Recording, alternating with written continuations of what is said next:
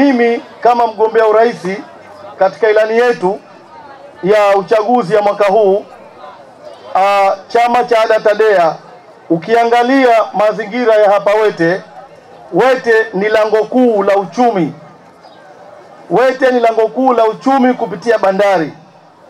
Bado pamoja na jitihada zote, lakini sisi ADA TADEA tuna mipango mizuri ya kuijenga bandari hii ikawa bandari kubwa kwa Pemba, kwa Unguja na Pemba, kwa sababu bandari hii ipo karibu na Tanga, bandari hii ipo karibu na Mombasa.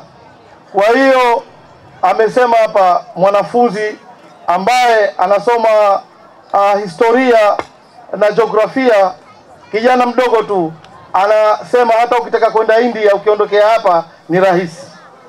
Kwa hiyo mimi nataka kusema kwamba sisi chama cha ADA TADEA tutawekeza nguvu kubwa sana kuifanya Wete iwe ni mji wa biashara kwa Pemba, kwa sababu hapo zamani Wete ilikuwa kuna maduka mengi ya wafanyabiashara wa Kihindi. Ilikuwa ukitaka nguo mzuri unatoka mkoani au Chake Chake unakuja Wete kuja kununua nguo mzuri. ADA TADEA ina mipango mizuri ya kurudisha mji wa Wete kuwa kitovu cha biashara, kuwa bandari kubwa. Tuna uwezo wa kujenga bandari ya Wete ikawa bandari kubwa. Meli zinazokwenda nje ya Tanzania zinazopita basi zinaweza kuja kutia mafuta kwenye bandari ya Wete.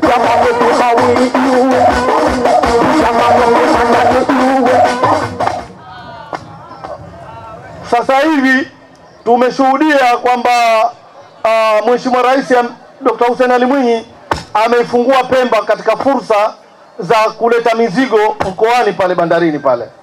Kwa hivyo ADA TADEA tutaimarisha zaidi kwa kuijenga bandari ya Wete, kwa sababu mipango ilishakuwepo mingi na mikubwa, lakini haijatekelezeka mpaka leo.